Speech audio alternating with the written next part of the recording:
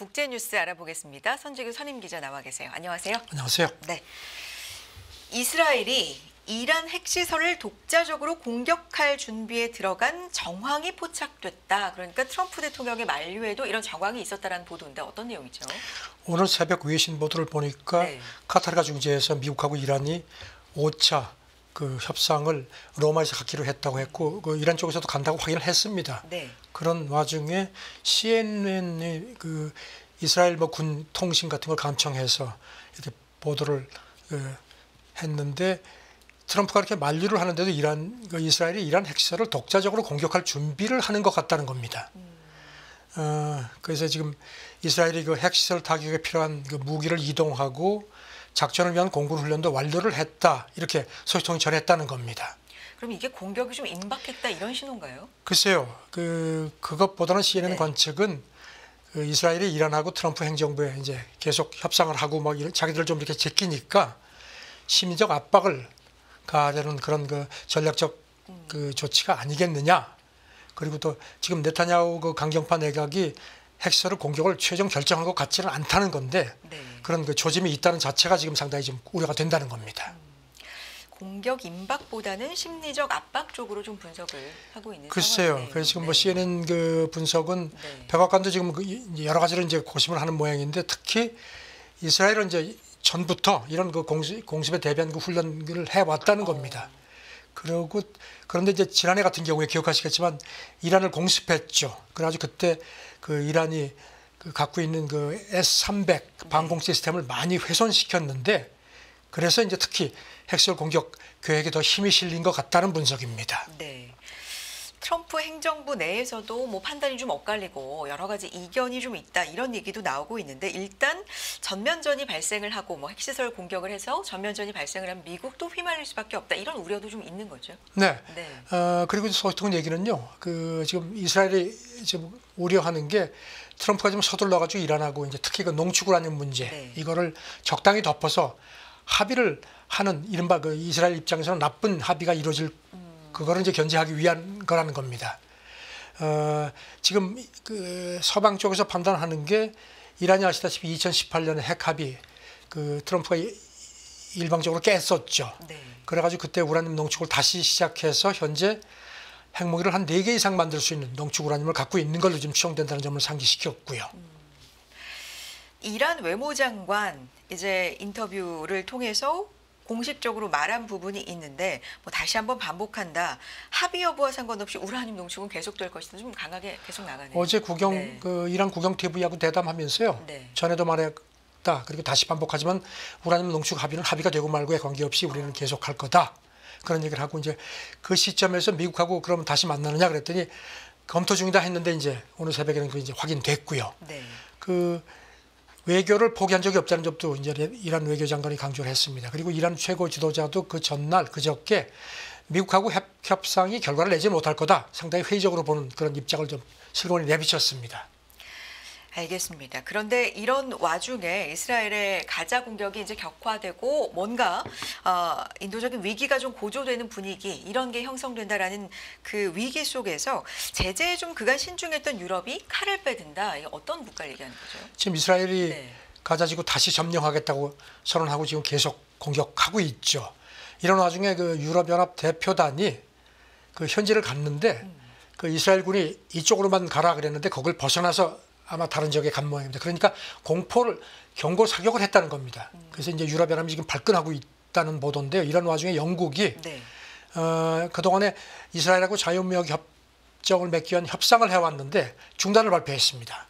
그래서 자기네 그 런던에 있는 이스라엘 대사를 불러서 항의했고요. 그다음에 추가 제재도 지금 발표를 했습니다. 영국 외무장관이 자기네 그 의회에 나가서 인도주의 상황 악화를 도저히 자수할 수 없다. 그런 얘기를 했고요. 그다음에 이런 상태에서는 어떤 관계를 맺는 게 불가능하다 했는데 이스라엘 외무부는 외부 압력으로 절대로 우리를 적으로부터 지키려는 원칙을 바꾸지 못한다. 아주 강하게 또 받아쳤습니다. 유럽연합 내에서도 강경론이 좀 급부상하고 있다. 이런 분위기인데 구체적으로 나오고 있는 얘기는요? 확실히 유럽연합 분위기도 달라졌습니다. 그 칼라스 유럽연합 외교안보 고위대표가 그저께 브뤼셀에서 이제 회원국 외교장관 회의하고 나서 지금 가자지구 인권 침해 문제가 심각하다. 그래서 유럽연합이 이스라엘하고 협정을 체결한 거 2000년에 체결한 게 있거든요. 그거를 재검토하기로 했다.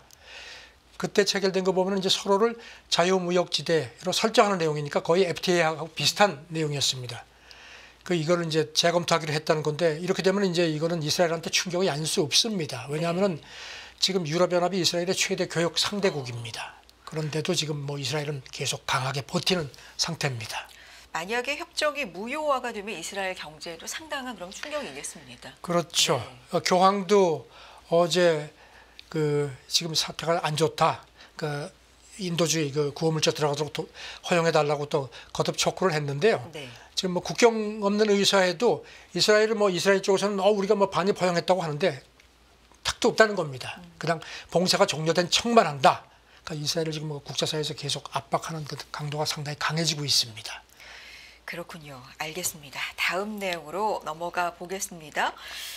미국의 최대 발전 기업 TVA, 풀어서 얘기하면 테네시밸리 오소시리티인데 SMR 소형 모듈 원자료 건설 승인을 당국에 신청했다 이런 보도 나왔습니다. 이게 어떤 의미를 갖습니까? 그동안에서 미국에서도 이제 원전에 대한 관심이 커진다는 그런 관측들이 쭉 나왔었거든요. 네. 그런 가운데 이제 TVA가 이게 테네시주의 차세대 원전을 짓겠다고 이제 원자력 규제위원회에 이제 승인을 요청하는데 미국에서 처음으로 소형 모듈 원자로 SMR을 여기다 넣겠다. 한 4개 정도를 지금 계획하고 있는 모양입니다. 그러면서 이제 TVA 쪽에서도 얘기한 게 있을 텐데 구체적으로 어떻게 얘기하고 있나요? 여기 CEO 얘기는 지금 뭐 소형 모듈 원자로가 굉장히 안전하다는 점을 강조를 했고요. 그래야지만 이렇게 우리가 이거를 운영을 해야지만 이 부분에서 앞으로 이 시장이 크다. 그래서 이제 그 기술을 미국이 주도할 수 있다는 주장을 했습니다. 뭐 거의 뭐 승인하지 않겠느냐는 관측이 지배적이고요. 그렇게 되면은 트럼프 행정부가 한 8억 달러, 우리 돈으로 한 1조 1,400억 원 정도를 지원을 하는 모양입니다. 네. 앞으로 2년간 한 4개 정도를 건설할 계획이고 첫 번째 원전이 2032년쯤 이제 가동이 되면은 한 17만 5천 가구가 쓸 수 있는 이제 전력을 공급할 수 있을 것으로 이제 전망이 됩니다. 네.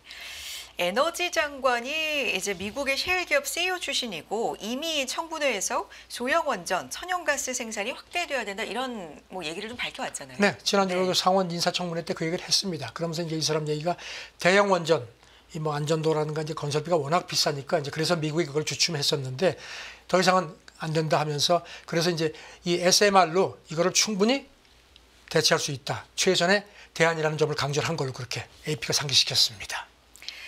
그렇군요. 자, 다음 내용으로 넘어가 보겠습니다. 유럽연합, 그중에서도 이제 독일, 프랑스가 공급망 실사법 폐기를 잇따라 촉구하고 있다. 일단 공급망 실사법에 대한 설명도 좀 필요할 것 같고요. 어떤 내용입니까? 이게 이제 유럽연합 폰데어 라이언 집행위원장이 일기 때 네. 이제 자기가 이제 이른바 그린 정책 중점을 둬가지고 이제 이거를 채택을 했거든요. 이게 뭔가 하면은 대기업이 공급망에서 이를테면 뭐 강제노동이라든가 산림훼손 같은 네. 그런 인권 환경 이제 훼손을 막기 위해서 그걸 미리 예방하고 관련 정보를 공개하도록 의무화시키는 겁니다. 여기 대해서 지금 유럽연합 재계 쪽에서 불만이 많았습니다. 네. 그러던 차에 이제 최근에 이제 트럼프 관세 이제 법 생기고 나니까 이제 이거 봐라 이런 식으로 하면 우리 경쟁력 떨어진다 해가지고 이제 목소리가 더 커졌습니다. 그런 네. 가운데 이제 독일하고 프랑스 정상들이 그동안은 그러니까 이제 유럽연합도 조금 주춤해서 오케이 그러면 시행을 좀 늦추자 해가지고 이제 2028년까지 시행을 늦추기로 일단 해놨거든요. 그런데 여기에 이제 마크롱도 그렇고 이제 독일 메르츠 신임 총리도 아니다 아예 없애자 아주 공개적으로 그런 얘기를 지금 하고 있습니다. 네. 그러니까 그간의 마크롱 대통령도 일단 전면 폐기는 아니고 시행 잠정 연기를 주장해 왔는데 조금 뭐 기조가 바뀐 건가요? 거기서 더 나아갔습니다. 더 나아가서. 폰데어 라이언 위원장 만나서 네. 그 면전에서 이거 뭐 연기 뭐 이런 거 안 된다 없애자 이렇게 얘기를 했고 뭐 이제 그런 말이 좀 먹히는 것 같습니다. 네. 그런데 일단 이 회원국 회의도 이번 주 열리는 것으로 알려져 있는데 이게 미국하고의 협상 카드로 사용될 수도 있다 뭐 이런 얘기도 나옵니다. 일단 이번 주에 유럽연합 회원국들이 모여가지고 이제 완화하는 문제 규제를 뭐 이를테면 기업 민사 책임 조항 삭제라든가 중소기업 이제 빼주고 뭐 이런 걸 이제 논의를 하는 모양인데 이제 그거보다 그냥 없애자는 목소리가 더 힘이 실리는 것 같다는 겁니다. 그리고 일각에서 기왕 이거 폐기하면은 카드로 쓰자. 왜냐하면 트럼프 행정부에서 지금 이거를 비관세 장벽의 대표적 케이스로 불만을 보여왔거든요. 네. 그러니까 일석이조가 될 수 있다는 겁니다. 그런 카드로 쓰는 게 어떻겠느냐 그런 얘기를 하는데 문제는 이제 지금 그렇게 뭐 그 절차상 쉬운 건 아니라는 겁니다. 왜냐하면 이 조치가 이미 27개 회원국이 다 승인을 했고 그다음에 유럽의 입법 절차도 거쳤기 때문에 아무리 자기들이 좀 실용적으로 문제가 생겨도 이렇게 쉽게 없앨 수는 쉽지 않다는 거고요. 그리고 이제 독일 같은 경우도 지금 이제 연정에 3인당이 들어가 있거든요. 그러니까 이제 메르츠가 이제 이걸 폐기하는데 이제 마크롱 주장에 동의를 하니까 3인당이 즉각 발끈합니다. 그건 아니다. 그렇게 뭐 아무리 실리가 중요하지만 기본 유럽연합의 그린 정책의 기본이 있는 게 아니냐 뭐 이렇게 발끈을 하기 때문에 조금 좀 이게 서로 좀 조정이 필요한 것 같습니다. 일단 분위기는 없애자는 쪽에 크게 힘이 실립니다. 일단 사실 유럽연합 쪽에서 어떤 걸 좀 결정할 때는 굉장히 많은 회원국들의 이제 동의가 필요하고 뭐 이러다 보니까 그렇죠. 좀 어려움이 있을 것이다라는 얘기지만 좀 이 기류가 바뀐다라는 게 의미가 좀 있는 것 같아요. 그렇죠. 유럽연합이 네. 그동안에 이제 특히 그 그린 정책에서는 전 세계를 이렇게 리드하는 입장이었는데 이제 트럼프 행정부 들어오고 나서 막 이러니까 이제 그쪽도 조금 흔들리는 조짐이 완연합니다. 알겠습니다. 다음 내용 넘어가 보겠습니다. 밤사이에 미국, 남아공 정상회담이 또 있었습니다. 이게 뭐 여러 가지 얘기가 좀 이 속에서 나와서 짚어볼 게 좀 많은데 이모도 뭐 좀 짚어볼까요? 오늘 새벽에 요란했죠. 네. 저도 뭐 이렇게 그 TV로 이게 생중계가 돼서 이렇게 일부 봤는데요. 남아공 대통령이 이제 오늘 새벽에 백악관 가서 트럼프 만났죠. 근데 그 전부터 트럼프가 지금 그 남아공에서 그 토지 몰수하고 그래가지고 이제 남아공에 있는 그 백인 그 세력들에 대해서 뭐 좀 조금 남아공 정부가 좀 이렇게 좀 토지 몰수해서 뭐 재편하고 이런 작업을 했으니까 트럼프가 백인 학살이라고 막 그냥 반발을 했었거든요. 그래서 뭔가 충돌은 예상이 됐습니다. 네. 그러니까 트럼프 대통령과 남아공 대통령은 그 이전에도 대립각을 좀 세워왔었는데 안 좋았죠. 그 둘이 오늘 만난 겁니다. 라마포사 대통령이 작년 6월에 네. 이제 재집권했죠. 네. 그래서 이제 남아공도 지금 뭐 미국하고의 그 뭐 관계가 나빠서 좋을 게 아무것도 없죠. 그러니까 이제 이 사람이 이제 가서 이제 각오를 하고 왔는데 네.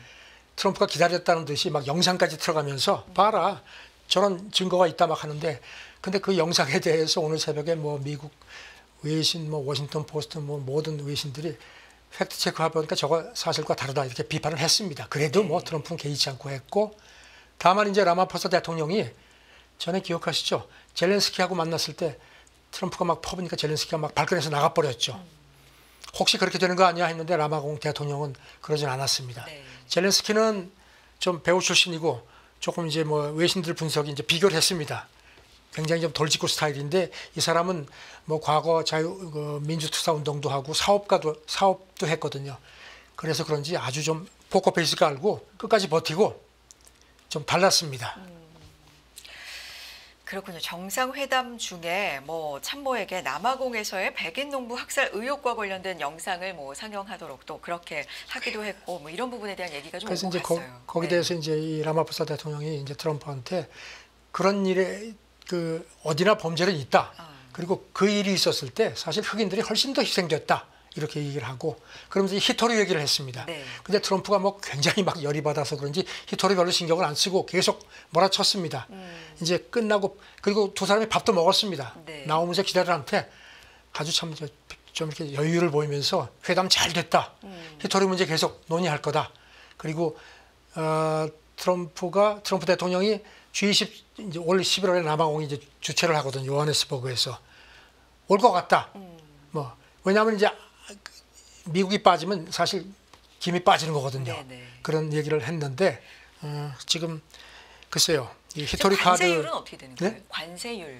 관세율이 지금 네. 보면은 그 31%입니다. 상호 관세. 이게 아프리카에서 레소토가 50%니까 그 다음으로 높습니다. 그러니까 어떻게든지 경제 관계를 좀 유지를 해야 되는 입장입니다. 그렇군요. 그런 가운데 배석한 사람 가운데 남아공 골프스타가 있습니까? 그 라마포사가 출국하기 전에 네. 그 TV 대담하면서 싫든 좋든 국익을 위해서 대화하겠다 했거든요. 그리고 이제 그때 남아공 대통령실에서 그 수행원 중에 어니 웰스라고 아주 그 메이저 4승 했던 이 사람은 이제 뭐 저는 골프를 안 치니까 잘 모르겠는데 스윙 폼이 아주 부드러워가지고 뭐 빅 이지라는 뭐 그런 애칭까지 있다고 합니다. 데리고 갔습니다. 네. 그리고 배석했습니다. 그리고 또 발언도 했고요. 이제 아무래도 전략적인 거네요. 그렇죠. 그러니까 네. 트럼프가 막 얘기를 하니까 이제 이 사람은 이제 그 아프리카노거든요. 그러니까 이제 백인이죠. 그러면서 그렇지 않습니다. 뭐 이런 식의 얘기까지 하는데 트럼프가 그냥 좀 속으로 미웠겠죠. 자기. 근데 어쨌든지 그렇게 해서 비위를 굉장히 맞췄습니다. 지금 보니까 그 전에 그 아베 총리가 2017년 트럼프 1기 당선 직후에 당선자 때 그 플로리다 가서 골프 치면서 굉장히 친해졌죠. 그렇죠. 그것까지 골프 연구를 외교. 했다는 네. 겁니다. 남아공 대통령실에서.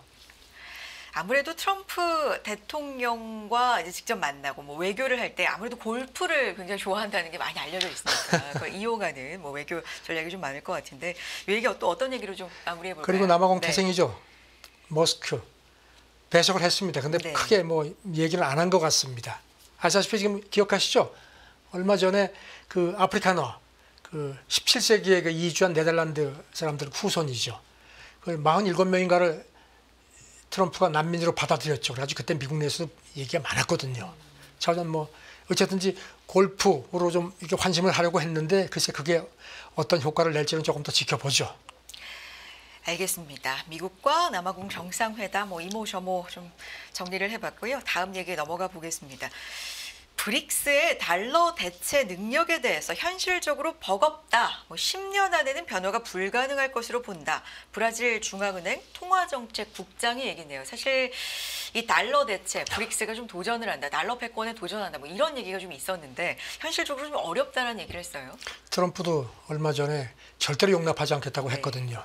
그 브라질 중앙은행 통화정책국장이 자기네 그 웹캐스트에서 현실적으로 어렵다. 달러 기축 통화 위상을 현 시점에서 브릭스 회원국 통화 액면 자산으로 의미 있게 대체하는 건 어렵다. 10년 아무리 빨라도 10년 안에는 불가능하다고 자기는 본다. 이렇게 실토를 했습니다. 네. 구체적으로 그러니까 대안 결제 수단을 통해서 달러 의존도를 줄이는 건 가능하지만 이게 뭐 대체한다 이거는 현실적으로 어려운 상황이다 이런 얘기예요. 그렇죠. 네. 이제 브릭스가 지금 확대가 됐으니까 영내 결제에서 달러 비중을 좀 줄이면서 이렇게 영내 통화로 하는 비중을 높일 수 있을지 모르지만 브릭스 뭐 공동 통화 이런 거는 그건 불가능하다는 겁니다. 실제로 그 브라질이 지금 올해 브릭스 의장국이거든요. 지난 2월에 브라질 쪽에서도 브릭스 공동 통화 그 구상은 실검에 내려놨습니다. 네. 그 대신 국제 결제 은행을 정점으로 하는 블록체인 기술, 이른바 스테이블 코인이 있죠. 그쪽의 결제망 연결 비중 쪽에 뭐 더 관심을 주겠다는 얘기를 했었는데 이번에 이제 브라질 중앙은행 간부가 이제 더 속내를 드러낸 겁니다. 비트코인 가격은 뭐 간밤에도 파죽지세 계속해서 고공행진을 하고 있는 상황인데 이 인물의 경우에는 성격상 투기 통화라는 또 발언을 했네요. 그래서 네. 자기네는 뭐 브라질 중앙은행 보유 외환이 한 3,400억 달러 정도 되는데 그 아직도 달러를 많이 가지고 있다는 그런 걸 슬그머니 비쳤습니다.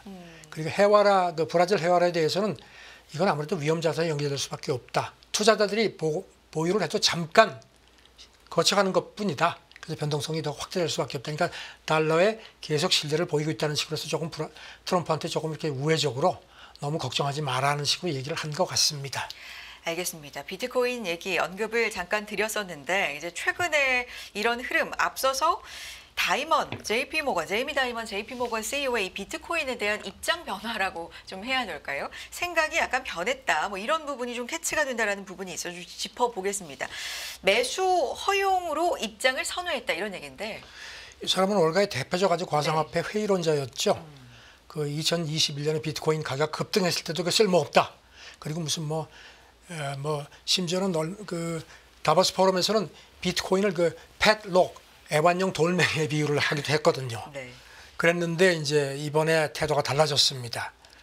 현재 시간 지난 월요일 연례 투자자 행사에서 비트코인을 살 수 있도록 하겠다. 그리고 비트코인 살 권리를 옹호한다고 그렇게 공개적으로 밝혔습니다. 네. 하지만 커스터디, 그러니까 보관 서비스는 고객들한테 주지 않겠다. 그냥 명세서에 기록만 해놓겠다. 해도 좌우지간 상당히 좀 선회한 걸로 분석이 됩니다. 그래서 지금 CNBC는 다이먼의 이런 그 입장 선회가 사실 월가의 이제 그 제일 큰 은행 CEO인데 비트코인이 주류 시장에 진입했다는 또 다른 신호인 것 같다 이렇게 또 평가를 했습니다. 그렇군요. 뭐 이런 얘기 나오고 지금 그렇게 뭐 오랜 시간이 며칠 지나지는 않았는데 어쨌든 4개월 만에 다시 또 사상 최고가를 경신하는 흐름 비트코인 보이고 있습니다. 다음 얘기 해보겠습니다. 지금 대만에서 컴퓨텍스 2025 열리고 있는 상황이고 미디어데이 통해서 한 번 더 언급을 하면서 뭐 기자간담회 이런 것도 좀 기회가 있었는데 미국의 인공지능 특히 중국에 대한 수출 통제 이런 부분에 대해서 젠스 왕 CEO가 좀 직격을 했습니다. 네, 어제 타이베이에서 글로벌 미디어 Q&A 행사가 있었는데요. 네. 거기서 그 중국에 대한 질문이 나오니까 미국 수출 통제가 실패했다. 팩트들이 그걸 그대로 보여준다. 아주 직격을 했습니다. 네. 미국 수출 규제에 따른 영향과 정책에 대한 입장 이걸 묻는 어떤 질문이 있었고 거기에 대한 대답이었습니다. 사실 수출 규제로 엔비디아가 엄청나게 좀 손해를 보고 어려움을 겪고 있다는 건 이제 시장이 좀 알고 있는 상황이잖아요. 아주 작심을 하고 얘기하는 것 같습니다. 수출 규제 때문에 H20 제품 이것도 지금 트럼프 행정부가 막았죠. 그래가지고 이미 한 몇십억 달러 규모 재고를 다 손실 처리했다 네. 이렇게 밝혔습니다. 그러면서 이게 웬만한 반도체 회사 같으면 1년 전체 매출일 거다 얘기를 하고요. 지금 작년 같은 경우에 보면 엔비디아가 전체 매출의 14%가 중국에서 발생을 했죠.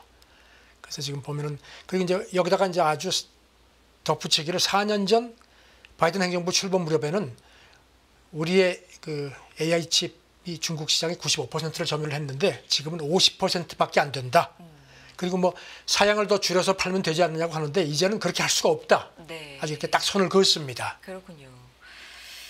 H20이나 호퍼 아키텍처는 더 이상 성능을 낮출 방법이 없다. 예, 그렇게 되면 쓸모가 없다는 겁니다. 네.